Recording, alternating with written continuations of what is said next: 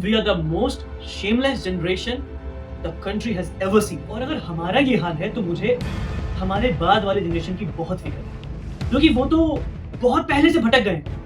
उनको तो भटका दिया गया है ऐसा कि थोड़े कहते हैं किसी भी देश का भविष्य उसके युवाओं पे निर्भर है। अगर युवा ही ऐसे हैं तो इस देश का भविष्य कहां जाएगा, उजाले की ओर या गर्त में? इतने गर्त में जहां पे केवल अंधकार होगा और अंधकार ही होगा। फिक्र है मुझे इस जनरेशन की और इसके आने वाली जनरेशन की तो बहुत ज्यादा। खुद की बीवी है, खुद का बच्चा है, लेकिन जब इसने दूसरी औरत पर नजर डाली थी और उसको अपने घर में बीवी बनाकर ले आया था, तब इसे नहीं लगा था कि इसकी माँ ने क्या पैदा किया है या ये कौन सी नाली का कीड़ा है। लेकिन आज जब उसने ऐसा बोल दिया और उसने उस वे में बोला भी नहीं था, इतना भी किसी पे बिलीव नहीं करना चाहिए कि कोई आके आपके कान भर रहा है। चलो आपकी वाइफ ही है यार, पर साफ पता चल रहा था कि वो कितनी आग लगवाने के लिए आई। बहुत सारे लोग अरमान मलिक के बिना बात के टारगेट कर रहे हैं कि भाई इलानी तो बहुत गलत है, लेकिन मैं तुम्हें वीडियो दिखाता हूं, देखो। आज तक मैंने कोई बात नहीं बोला, किसी बात मत बैठ, पूरी छूट रखे जा घूम फिर आजकल। मुझे क्या पता सारे गंदी नाली कीड़े जिनके साथ बैठते हैं उनकी मां बैठ रखते हैं। बताओ अरमान मलिक ने कितनी समझदारी की बात करी है कि हर आदमी की नजर बहुत ज्यादा गंदी होती है और वो अपनी गोलू को कहीं रोकना टोकना नहीं है कि कहीं जा किसी से बात कर। लेकिन अरमान भैया आप शायद एक बात भूल गए, बिग बॉस में बहुत सारे कैमरे लग रखे हैं, तो ये क्या है? तो कटारिया के नीति की लड़ाई हुई तो भाई आप रोक रहे, आप गोलू को खेलने नहीं दे रहे ढंग से। तो भाई अरमान मलिक भाई आप जो गोलू को खेलने ना दे रहे ना, उसे सच में फ्रीडम दो खेलने पति को याद नहीं आया था पायल कि तू किसी की बीवी है, तू किसी की माँ है। तेरा पति तेरा जो तो दूसरे पहले पति को पकड़, पहले पति को संभाल, उसकी कान उसको जेल भेज पहले तो कुत्ता है वो तीनों के बीच में वो जो रिश्ता है, मतलब जिस हिसाब से दिखाया था बहन चाह रहा है दोनों के बीच में, आपको क्या लगता है वो तीनों के बीच क्या सच में कोई लड़की, बिकॉज मैं खुद एक लड़की हूँ, एक लड़की अपने हस्बैंड या बॉयफ्रेंड की लाइफ में किसी तीसरी को बर्दाश्त नहीं कर पाती। ये क्या आइसक्रीम है क्या यार, ये शेयरिंग चल रही है, ये सिर्फ पब्लिसिटी के लिए है। ये जो विशाल पे कंटेंट का मजाक उड़ा रहा था ना, कच्चा बादाम, बहुत एक तो बहुत गेंडा फनी लग रहा था। और तेरा कंटेंट क्या है, 2 बीवियां तेरा कंटेंट है, फेमस होने के लिए तूने किया। तो कैसे लोग की सुन रहे हैं यार, मुझे लगा कि नहीं विशाल की इंटेंशन खराब है, इसलिए मैंने स्टेज पे जाके ये वीडियो कैप्टन अंशुमन सिंह या उनके परिवार से रिलेटेड या टोटली डेडिकेटेड नहीं, और ना ही ये वीडियो टोटली डेडिकेटेड या टोटली रिलेटेड बिग बॉस का उस प्रोपेगेंडा चल रहा है उससे। ये वीडियो एक कंबाइंड वीडियो है कि हमारा देश किधर जा रहा है और किधर जाना चाहिए। इस देश में क्या प्रोपेगेंडा चल रहा है कि जिस समय 70,000 फीट पे एक सैनिक ने सारे इक्विपमेंट, मेडिकल क्या कहते हैं टूल्स, अपने जवानों को बचाने के चक्कर में अपनी जान गंवा दी,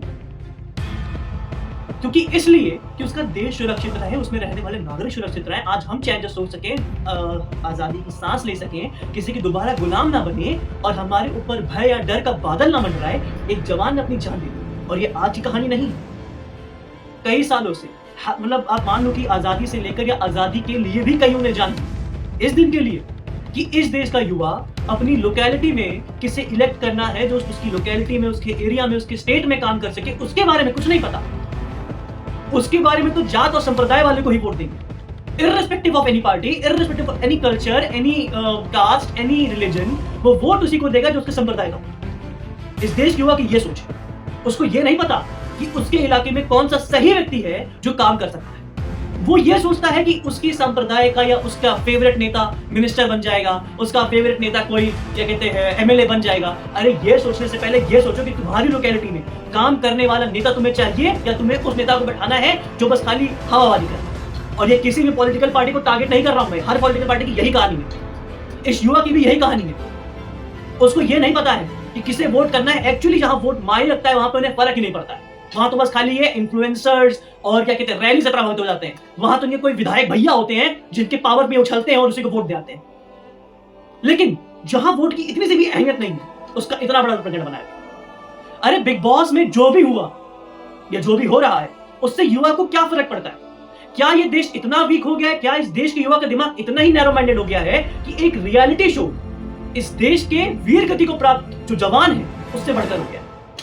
पूरे सोशल मीडिया पे, पूरे इंस्टाग्राम पे बिग बॉस और उसका प्रोपेगेंडा चल रहा है। पायल मलिक रो रही हैं, कृतिका मलिक रो रही हैं, अरमान मलिक ने विशाल को चाटा कैसे मार दिया, अब दोनों एलिमिनेट हो गए हैं। वोट फॉर वड़ा पाव वाली girl, vote for Vishal, vote for Armaan, vote for Kataria, vote for Elvish, vote vote vote, भटकता चला जा रहा है युवा। इस देश के युवा को एक रियलिटी शो में इतना धस जाना चाहिए कि वो इस देश की चीज को ही भूलता चला जाए। कायदे में सोशल मीडिया पे क्या वायरल होना चाहिए? कैप्टन अंजुमन की कहानी, ताकि लोग उसे सुने, उससे प्रभावित हो, इंडियन आर्मी ज्वाइन करें, ताकि और ये दर्शाया जाए कि एक आर्मी वाले की लाइफ जितनी कठिन होती है उससे कहीं ज्यादा कठिन उसके परिवार वालों की लाइफ होती है। लेकिन क्या दिखाया जा रहा है? अरमान मलिक, कृतिका मलिक, पायल मलिक विशाल को बड़ा चाटा, कटारे नहीं रहे उसके अच्छे दोस्त। ऐसी बहुत सी वीडियोस हैं जो मुझे एकदम तंग कर देती हैं, जो मुझे हताश कर देती हैं और सोचने में मजबूर कर देती हैं कि हमारे युवा का क्या होगा। खैर, इस युवा के बारे में तो क्या ही बोला जाए, ये युवा तो खुद ही भटका हुआ है। ये देखिए, दो नैन सितारे एक चांद चमकड़ा, क्या कहना उसका अपनी दावत में जैसे शिकवा नहीं किसी से गिला नहीं। बहुत दिन से आपके दर्शन नहीं हुए, कहीं आप वहां तो नहीं चले गए? स्वामी, मेरे स्वामी। आप मुझे क्यों लेके आए?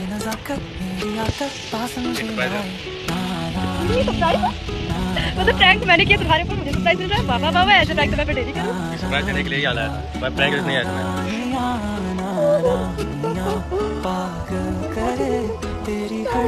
और ये मुझे नकली लग रहा है। छूट जाएगा ना 2 दिन में? छूट जाएगा ना? अरे यार, पर ये मुझे नकली लग रहा है, ये टैटू मुझे असली नहीं लग रहा हो।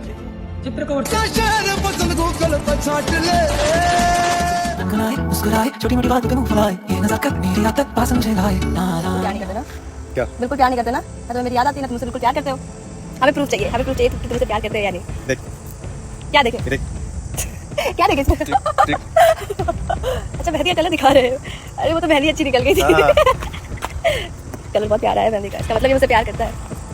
नहीं, तू है तो दिल धड़कता है, तू है तो सांस आती है, तू ना तो घर।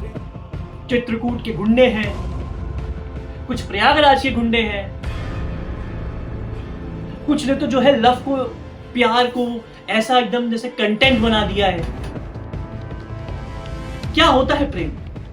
कंटेंट कि प्यार हुआ, बन गए बॉयफ्रेंड गर्लफ्रेंड, चलो इंस्टा पे एक अकाउंट बनाते हैं, चलो यूट्यूब पे एक चैनल बनाते हैं, अब दबा के शॉर्ट्स और रील डालेंगे। अब हम रील डालेंगे कि he is my permanent, she is my permanent, इसने मेरे नाम का टैटू बना लिया, मुझे बिलीव नहीं हो रहा। भटका हुआ युवा, इसको ना देश के बारे में कुछ पता है, ना अपने पढ़ाई के बारे में कुछ पता है, ना इसे ये पता है कि आगे इसे क्या करना है। और ऐसे ही युवा ऐसे ही रियलिटी शो को बढ़ा चढ़ा के वोट देते हैं, ऐसे ही इन्फ्लुएंसर को सर पे चढ़ा लेते हैं। कायदे में क्या होता है इन्फ्लुएंसर? जो गानों पे 4 ठुमका लगा दे, या गानों के हिसाब से कपड़ा बदलता चला जाए, या अपने आप को फैशन इन्फ्लुएंसर का दर्जा देके बस आए दिन कपड़ा ही पहन के दिखाए। आपको क्या लगता है कि एक इंसान की वैल्यू उसके कपड़ों से होती है? अगर आपको ये लगता है तो फिर अब्दुल कलाम जी ने कुछ किया ही नहीं इस देश के लिए। वो तो बस खाली एक पैंट एक शर्ट, उनके जब वो उनकी मृत्यु हुई तो उनके पास से तो बस खाली 4 जोड़ी पैंट और कुछ कपड़े ही मिले थे। वो तो नहीं थे फैशन जो इस देश के लिए किया, और उन्होंने इस देश को जो दिया वो किसी इन्फ्लुएंसर की दम की या किसी इन्फ्लुएंसर की बस की बात। लेकिन फिर भी उस इन्फ्लुएंसर से आप इन्फ्लुएंस होते हो और आपने मान लिया है कि प्यार मतलब कंटेंट या फिर रंगबाजी दिखाएंगे। ये तो हमारे जनरेशन की बात थी। मुझे तो अपने बाद के जनरेशन वालों से और ज्यादा डर लगता है। ये इतने से बच्चे अभी से इंस्टाग्राम पर आ गए और इनकी हरकतें कुछ ऐसी। मेरे दोस्तों का थोड़ा दिमाग आता है, जरा सोच समझ के पंगा लेना हमसे। वो सुनते कम और मारते ज्यादा है।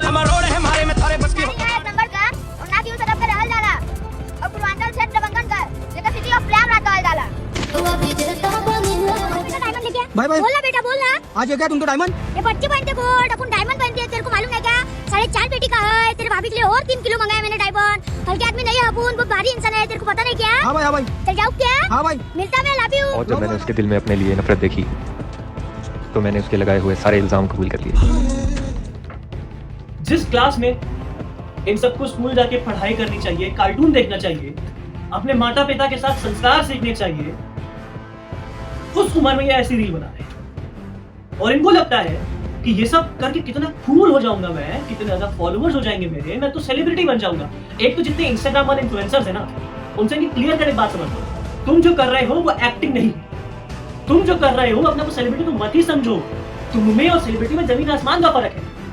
उनके गानों पे डांस करना, उनके गानों पे लिपसिंग करना, उनकी स्क्रिप्ट चुरा के स्पूफ बना देना, उनकी स्क्रिप्ट से चुरा के इंस्पायर होके लव स्टोरी की वीडियो बना देना एक्टर नहीं होता।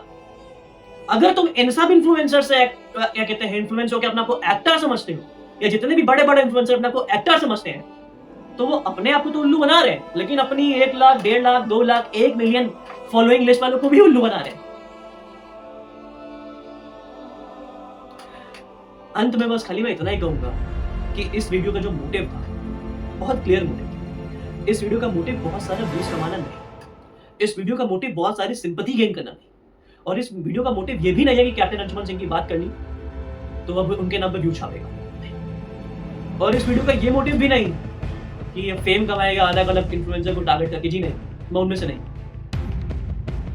मेरे अंदर अगर अभिनय की कला है, मेरे अंदर अगर बोलने की कला है, तो मुझे किसी दिन आप लोग बड़े पर्दे पे दिखाओ या बड़े स्टेज पे दिखाओ। मैं इनकी तरह नहीं हूँ, और बनना भी है जो एक संप्रदाय का जो है चैनल बन गया कि ये सेना वो सेना, तो मुझे उनसे सवाल पूछना है कि ये तो फिर भी ठीक है, ये तो थोड़ा साइड में रखो, ठीक नहीं लेकिन साइड में रखो थोड़ा, कि उन्होंने कमेंट किया, तुमने उसका एक्शन क्या, तुमने एफआईआर किया, तुमने रिपोर्ट लॉन्च की, तुमने कहीं पे कंप्लेन की? नहीं। शुरू हो गए, स्क्रीनशॉट लेते हैं, रील बनाते हैं, व्यूज आएगा, सिंपैथी आएगी, फिर फॉलोअर्स भी आ जाएंगे। तुम में और उनमें क्या फर्क है? वो कमेंट करके हेट फैलाते हैं और उससे जो है सिंपैथी नहीं, उससे वो जो है पर्टिकुलर कम्युनिटी को टारगेट करते हैं और फॉलोअर और फेम गेन करते हैं। और तुम क्या करते हो? तुम उसी का स्क्रीनशॉट लेते हो और अपने पे लगाते हो, और तुम फिर जो है एक गुस्सा और एक फॉलोअर गेन करते हो। फॉलोअर तो वो भी गेन कर रहे हैं, फॉलोअर तो तुम भी गेन कर रहे हो। तुमने एक्शन क्या लिया? कुछ नहीं।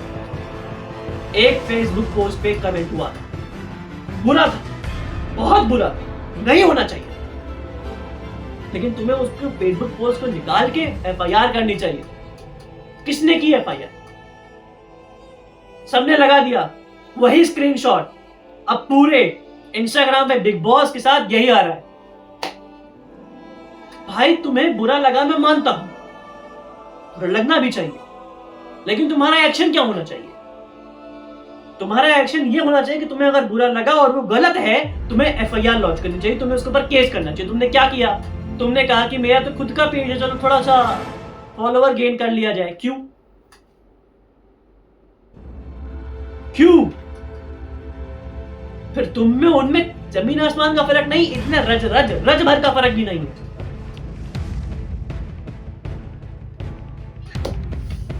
और मुझे बहुत दुख है इस बात का कि कभी कभी तो मुझे ऐसा लगता है कि कुछ ऐसे पेजेस को जब मैं देखता हूं तो मुझे ऐसा लगता है कि यार हमारे भगवान की बेइज्जती करने के लिए या हमारी बेइज्जती करने के लिए हम खुद ही काफी है, हमें किसी जरूरत नहीं है।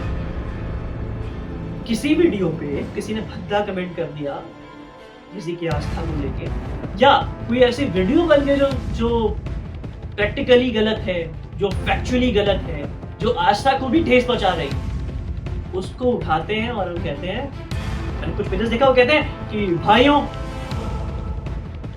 आप इसको देखो, इसने हमारे भगवान को क्या बोला है या हमारे इसको क्या बोला है, आप देखो। वो दिखाते हैं। उस वीडियो पे एक्चुअल में 4-5 व्यूज रहे होंगे, 10-20 या 1000 व्यूज रहे होंगे। तुम उसे लेकर आए अपने पेज पे, तुमने उसे दे दिया million of views, 1000 views, lakh में जितने तुम्हें व्यूज, तुमने उसे और पॉपुलर कर दिया। तुम्हें कहा तुम्हारे इसमें से तुमने क्या किया, और तुम्हें करना क्या चाहिए था? तुम्हें एफआईआर करना, तुम्हें केस करना चाहिए था, लेकिन नहीं, हमें भी तो फॉलोअर गेन करने हैं सनातनी बोल बोल के। रील वाले हिंदू या रील वाले सनातनी मत बोलो, या रील वाले कुछ इसके रील वाले कोई भी संप्रदाय वाले मत बनो भाई। ज्ञान लेकर आओ, पढ़ो, वेदों को पढ़ो, उपनिषद को पढ़ो, कुरान को पढ़ो, बाइबल को पढ़ो, गुरु ग्रंथ साहिब को पढ़ो। इर्रिस्पेक्टिव जो जिस संप्रदाय का है वो अपनी किताब पढ़े, ज्ञान आए, ज्ञान अर्जित करो, फिर ज्ञान दो। रील में बैठे बैठे ज्ञान नहीं चाहिए तुम्हारा। बंद करो ये प्रोपेगेंडा चलाना। And it's a humble request कि अगर किसी भी सैनिक की परिवार को आप लोग प्यार, सपोर्ट, इज्जत, मान, सम्मान नहीं दे सकते, तो कृपया कर ऐसा भी मत करिए कि उसे भूल ही जाइए या उसके खिलाफ या उसके लिए ऐसे भद्दे कमेंट करिए। और ये जितने इंस्टाग्राम पे सांप्रदाय के पेजेस बने हो ना, एफआईआर करके केस चलाओ। एक सेना है, उसका पेज है, उसकी तरह। सच में इंसाफ दिलाना है ना, तो केस करो, केस। रील दिखा दिखा के व्यूज और फॉलोवर मत गेन करो। और जितने भी लोग मेरी वीडियो देख रहे हैं ना, सुधर जाओ। देश का भविष्य हमारे ही हाथ में है। उसे इतनी गर्त में लेके मत जाओ कि अंधकार इतना छा जाए कि दोबारा रोशनी की किरण ना दिखे। मुझे कभी कभी तो लगता है कि उसे हमारे पेरेंट्स स्ट्रिक्ट हुआ करते थे, कितना सही था। हमारी आगे की जनरेशन के बारे में तो मैं सोच के डर जाता हूं। हमारी जनरेशन फिर भी ठीक थी, आने वाली जनरेशन तो मतलब आप मारते नहीं है क्या बच्चों को? मारना चाहिए, बिल्कुल मारना चाहिए। कभी कभी बच्चे मार से भी सीखते हैं और गलत राह को छोड़ के सही राह पकड़ते हैं। गलत राह ये नहीं है कि डांस नहीं करना चाहिए या गाना नहीं गाना चाहिए या अभिनय नहीं करना चाहिए, लेकिन सही तरीका होना चाहिए, सही ज्ञान होना चाहिए, सही जगह से वो ज्ञान सीखना चाहिए। अब मैं अपनी इस वीडियो को अंत करता हूं, वाणी को विराम देता हूं और आशा करता हूं कि इस वीडियो से कई लोगों ने सीख जरूर ली। जय हिंद, जय भारत।